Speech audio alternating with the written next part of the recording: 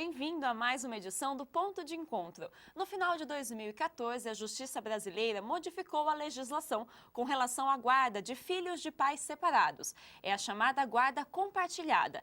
A partir de agora, pais separados, mesmo numa separação não amigável, devem dividir as responsabilidades pela criação e educação dos filhos. Hoje, o Ponto de Encontro fala sobre esse assunto e, por isso, estão conosco no estúdio a psicóloga Aline Alves e também o professor da Faculdade de Direito da PUC, Dr. Jamil Miguel.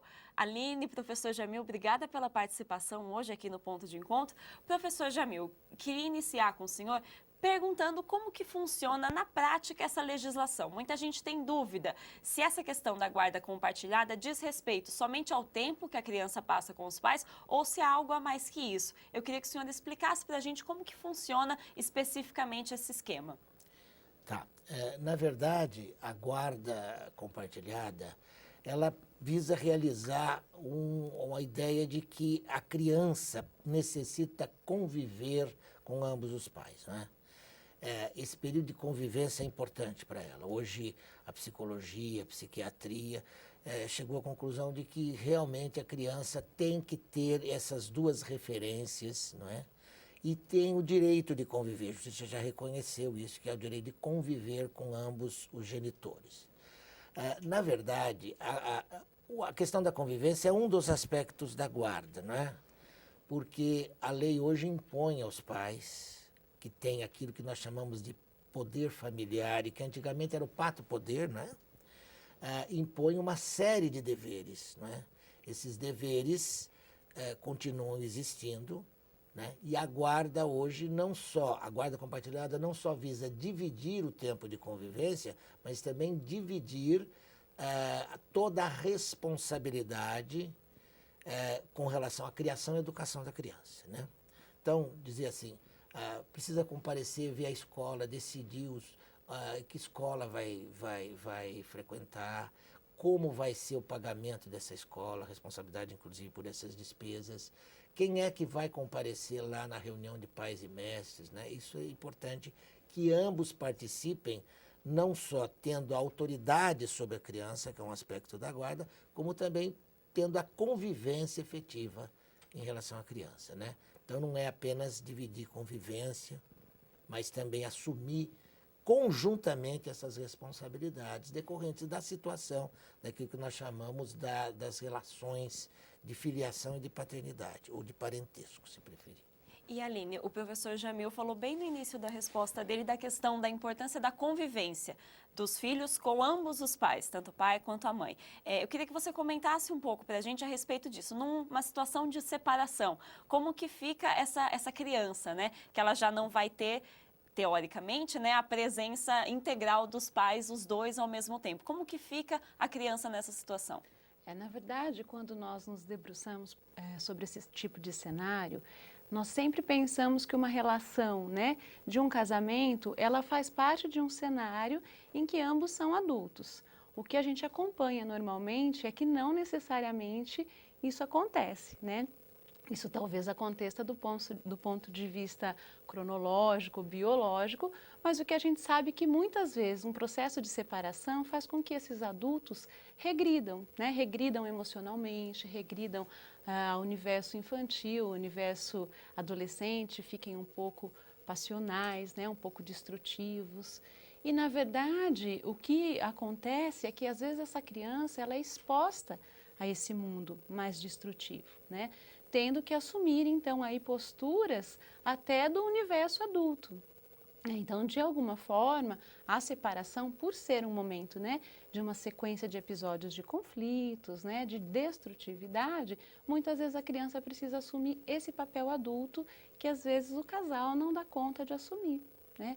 Tendo que não falar sobre os próprios sentimentos, cuidar o que vai falar para a mãe, cuidar o que vai falar para o pai, né? E isso pode trazer consequências drásticas no desenvolvimento de cada um. E que tipo de consequências seriam essas, Isso. Aline? Na verdade, isso assim não é uma regra, né? Isso é de acordo com a forma que esse adulto lida, porque também tem casais que lidam de uma forma mais aproximada do mundo adulto e essa criança ela é mais preservada. Mas isso pode aparecer através de uma dificuldade de aprendizagem, através de uma extrema ansiedade, né, transtorno de pânico, doenças psicossomáticas, inseguranças, transtornos alimentares, né? Então isso pode aparecer de várias formas, talvez no momento da separação, talvez ao longo do desenvolvimento. E, professor Jamil, com base nisso que a Aline acabou de expor para a gente, essa legislação da guarda compartilhada, ela é positiva, então, no sentido de ampliar a convivência da criança, dos filhos com ambos os pais, na opinião do senhor? Sem dúvida, eu defendo aí no meu livro, que foi publicado a respeito do assunto, exatamente isso. Porque como eu advoguei desde 75, 76, quando comecei a me advogar, muito na área de família, e depois como juiz, que eu fiquei um tempo também fazendo vara de família, né, que não era especializada, mas naquela ocasião também abarcava todos os processos de família. O que a gente sentiu? O que a gente sentia? É que a guarda unilateral, né, como a gente chama, ela é sempre negativa, quer dizer, ou pelo menos o aspecto dela é negativo, porque ela impõe, normalmente, de um lado, ela inspira, digamos assim, a questão de o guardião ter a criança como sendo dele, egoisticamente, uma propriedade dele, né? Por outro lado, ela também inspira no guardião, muitas vezes, eu não estou dizendo que isso acontece normalmente, uma ideia de que ele vai fazer uma competição, então ele quer excluir o outro da convivência, né? Daí gerando, que nós depois podemos falar um pouquinho, a questão da alienação parental, né? Que hoje existe uma lei que trata do assunto também. O assunto foi muito discutido na área da psicologia, da psiquiatria, há uma síndrome da alienação parental. A lei que trata disso, por causa dessa discussão na ciência própria, se é uma síndrome ou não, prefere usar a questão como um comportamento, né? Falar em comportamentos que induzem a chamada alienação parental, mas a guarda unilateral, ela provoca muito isso, né? De um lado, dizendo, vamos excluir.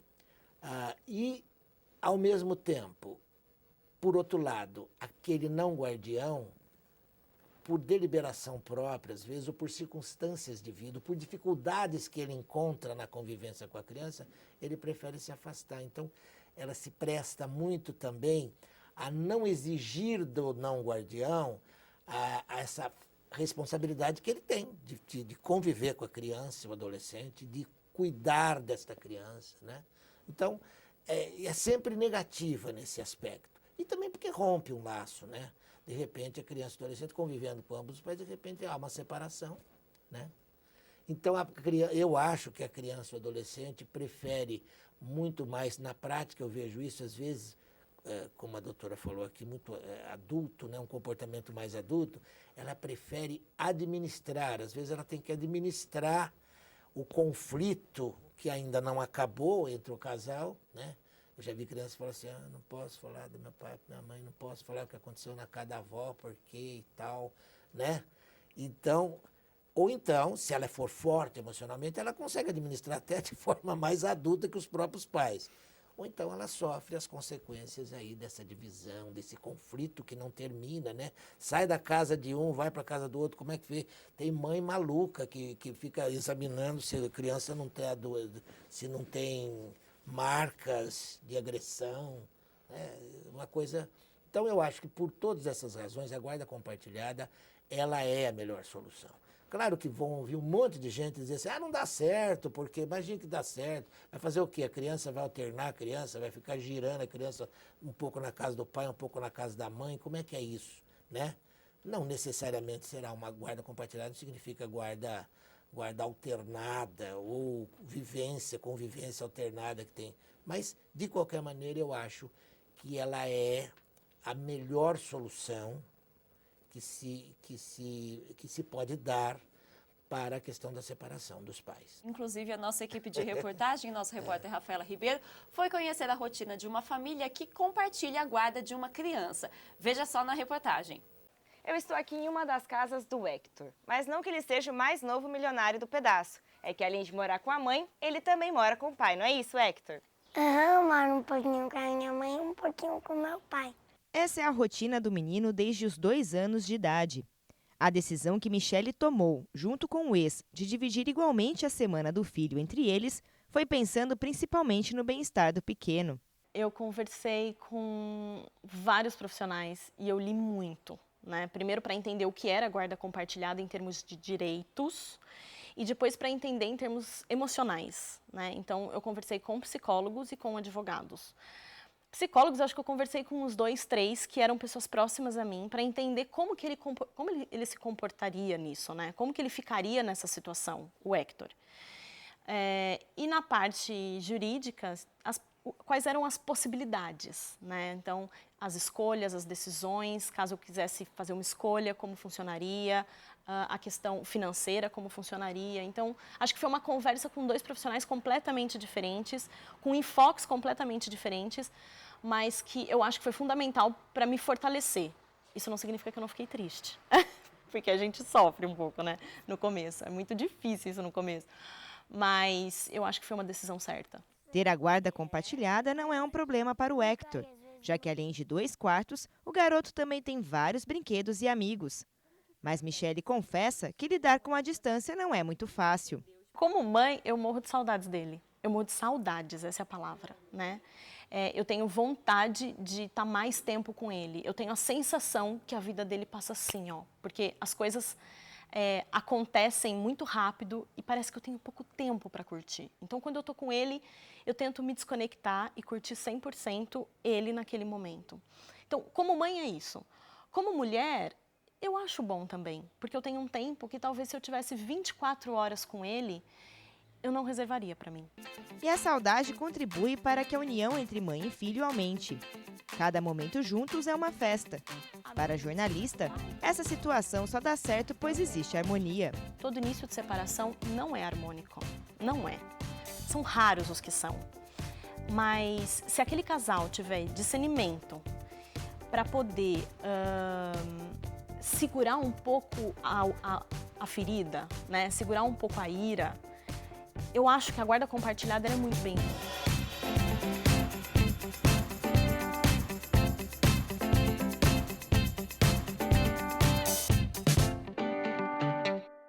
Aline, a gente viu aí nessa reportagem um exemplo positivo, né? Os pais cuidam igualmente, dividem as responsabilidades igualmente pela criança, mas em alguns casos, principalmente no de guarda compartilhada, que a legislação prevê que mesmo em casos de separação não amigável, que a gente chama, a criança deve ficar com os dois, tanto o pai quanto a mãe.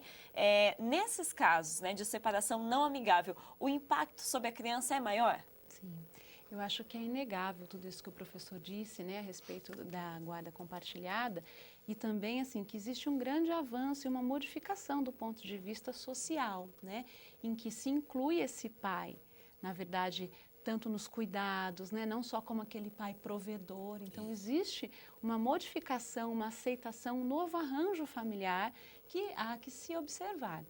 E claro, né, que nos casos, como eu já disse antes, em que a separação é mais destrutiva, essa criança vai ser muito mais exposta. E claro que durante a separação são muitos lutos que vêm à tona, né? Então, obviamente que tem casais que no momento da separação tudo fica muito mais destrutivo e essa criança, de alguma forma, ela é usada. E obviamente que tem pessoas que vão lidando com esse luto de uma forma, né, a lidar com o mundo adulto e a preservar essa criança. E vão evoluindo esta relação, formando um novo arranjo, incluindo aí, né, uma nova parceira, de repente irmãos, são os novos arranjos familiares. E que a criança também vai lidando com tudo isso. Isso é inegável, né? Mas é óbvio que quando o casal está muito regredido, tanto nos casos anteriores em que não existia, né, a guarda compartilhada, com certeza essa criança era muito prejudicada, com certeza, né? E aí apresentaria tudo isso que eu falei, né, anteriormente, as dificuldades, enfim, essas coisas que elas acabam internalizando, porque em algum momento vai sofrer um impacto nesse desenvolvimento dela, sim. E, professor Jamil, a Aline falou dos casos antes da legislação. Antes de dezembro de 2014, os casais que se separaram, eles podem recorrer à guarda compartilhada a partir de agora ou não? A guarda que foi decidida antes dessa legislação, ela não pode ser modificada? Não, um dos aspectos que eu abordo nesse livro que eu escrevi sobre a aplicação imediata desta lei. Então eu entendo o seguinte, não só aos casos que vão surgir doravante, né, no futuro, as pessoas que vão se separar agora, no futuro, mas também para aquelas guardas unilaterais já fixadas, em que a criança ou adolescente continua sob o poder familiar de ambos, mas que a guarda é unilateral. Aquele que não tem a guarda unilateral, aquele que não tem a guarda, pode pedir imediatamente a revisão para aplicação, porque a Lei 9 estabelece que a guarda compartilhada é a regra.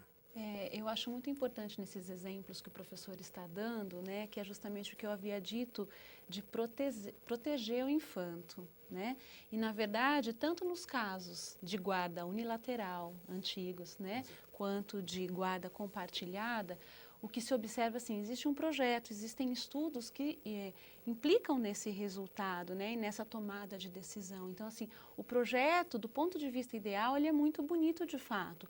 Porém, o que a gente vê na prática, tanto, né, isso se aplica às antigas decisões e às atuais, é que às vezes essa criança, ela é usada, né? Então, assim, do ponto de vista, está na casa da mãe, a mãe que não tem um diálogo com esse pai, usa essa criança para quando vai para a casa do pai, né, levar o que ela precisaria dizer para esse pai no mundo de adulto e vice-versa, né? Então, que olhar que a gente tem que ter, quais são os cuidados que a gente tem que ter na questão da guarda compartilhada, porque quando se tem uma decisão externa que se determina, não necessariamente essa decisão é interna, né?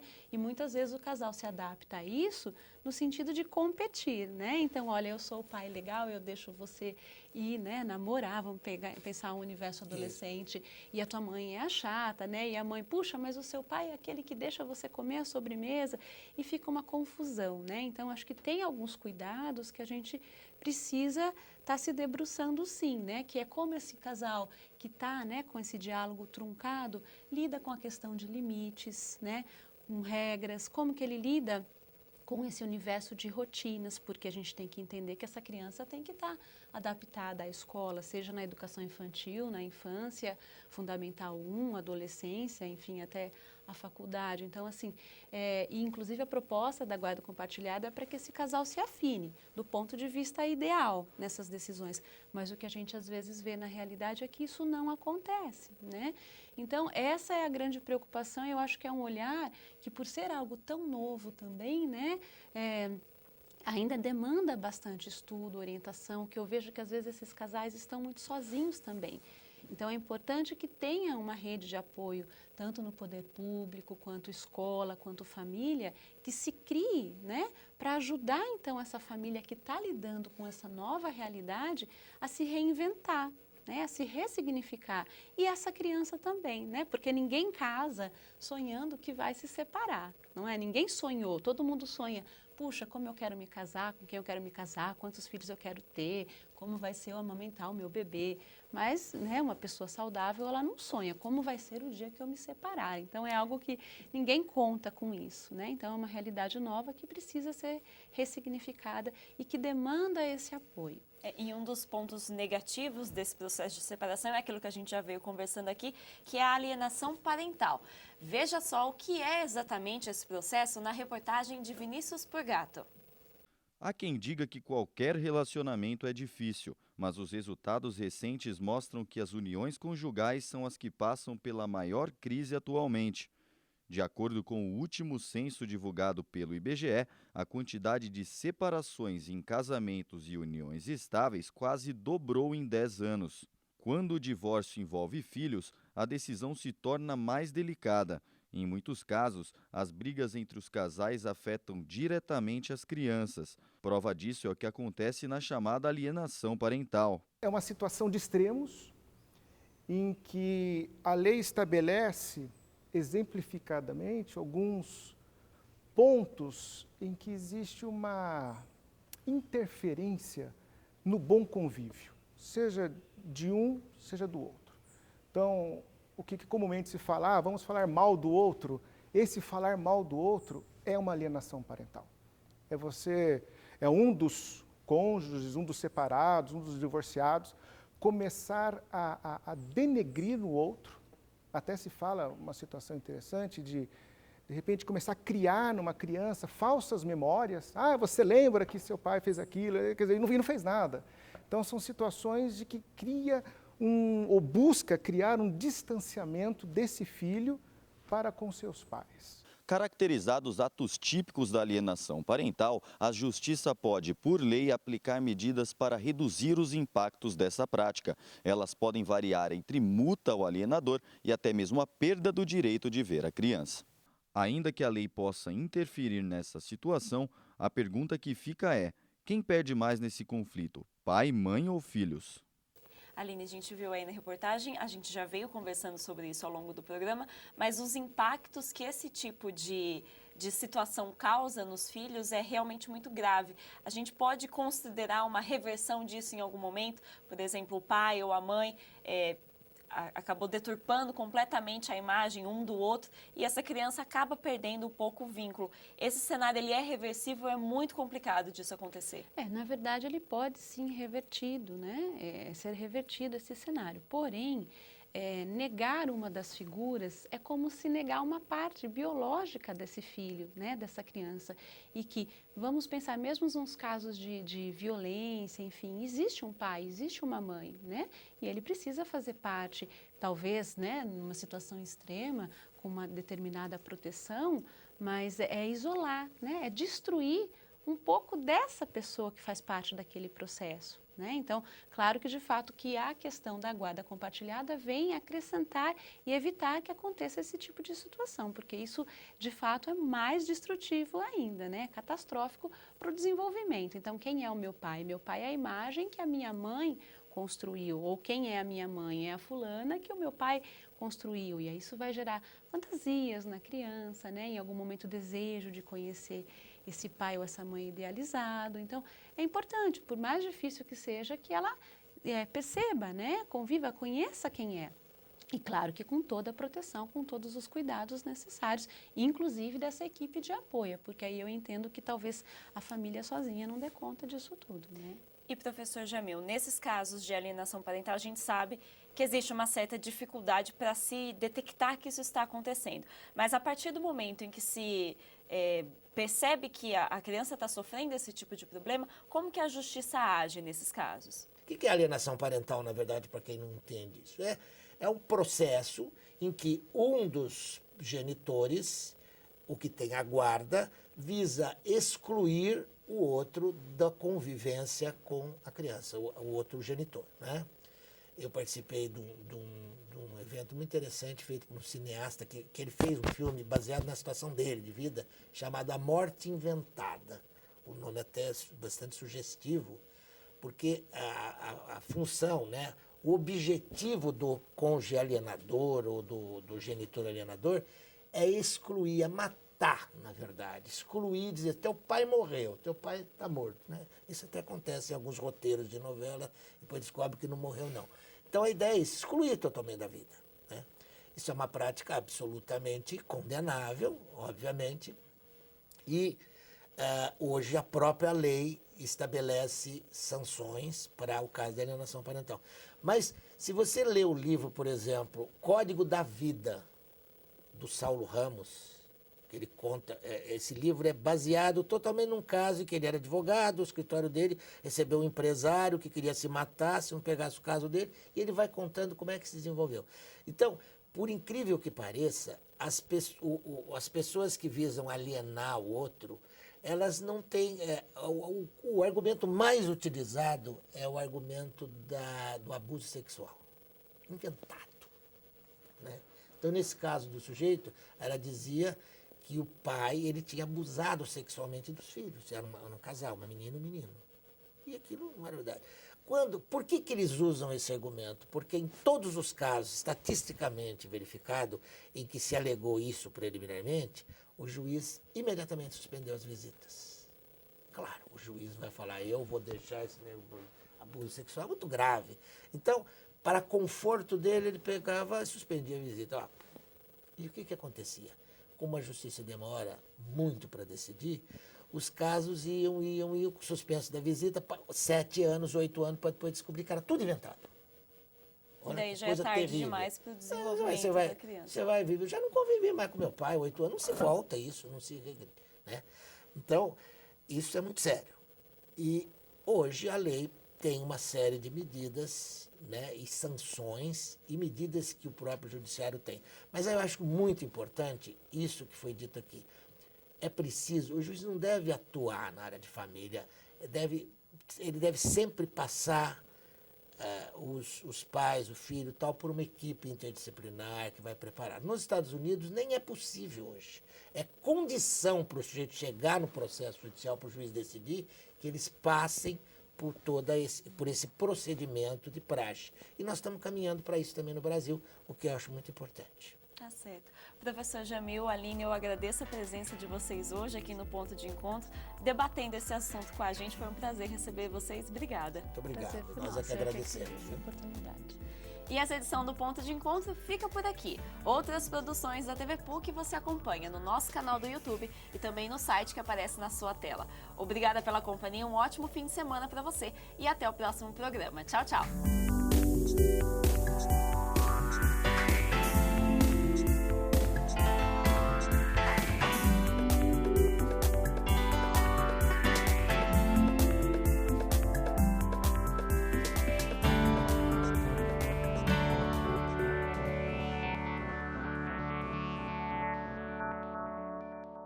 Fique por dentro de tudo que acontece na PUC Campinas. Acesse notícias, eventos e pesquisas.